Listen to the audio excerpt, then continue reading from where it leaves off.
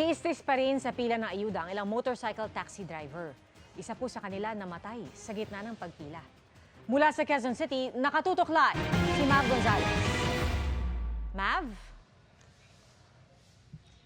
Pia, nagkagulo at meron pa nga namatay sa haba ng pila para sa fuel subsidy dito sa Quezon Memorial Circle kahapon. Pero ngayong araw, marami pa rin yung pumunta ulit para sa ayuda. Bumulagta ang motorcycle taxi rider na ito habang nakapila para sa 5,000 fuel subsidy sa Quezon Memorial Circle kahapon. Sinubukan siyang saklolohan at bigyan ng CPR ng mga kapwa rider. Hanggang sa dumating ang isang medic. Kalaunan, kinumpirma ng Department of Social Welfare and Development na nasawi ang lalaki. Inaalam pang kinasawi niya.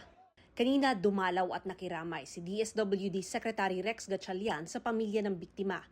Nagbigay na aniya ang kagawaran ng tulong para sa gastusin sa ospital, libing, transportasyon at pag-aaral ng anak ng biktima.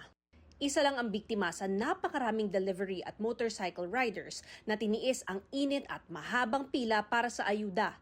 May mga inabot ng halos 20 oras. Grabe ang pagod. Tiyaga-tiyaga lang para may pang bigas-bigas. Tinaraing din ng ilan ng umano'y singitan kaya hindi na naiwasang magkagirian. Marami silang pinapasingit eh. Yun ang problema eh. Sobrang hirap po ng pila ng mga driver.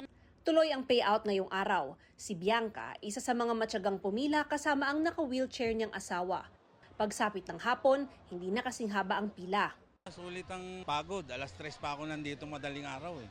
Matyagaring pumila ang mga rider sa Makati City at Caloocan kung saan umabot ng mahigit 1 kilometro ang pila. Meron pang dumugo ang ilong.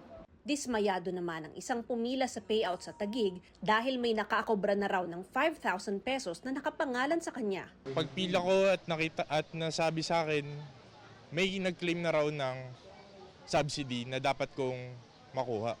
Sinubukan ng GMA News na makuna ng pahayag ang mga taga-DSWD na nasa payout. Pero anila, mas mainam daw na ang nakatataas sa kanila ang sumagot.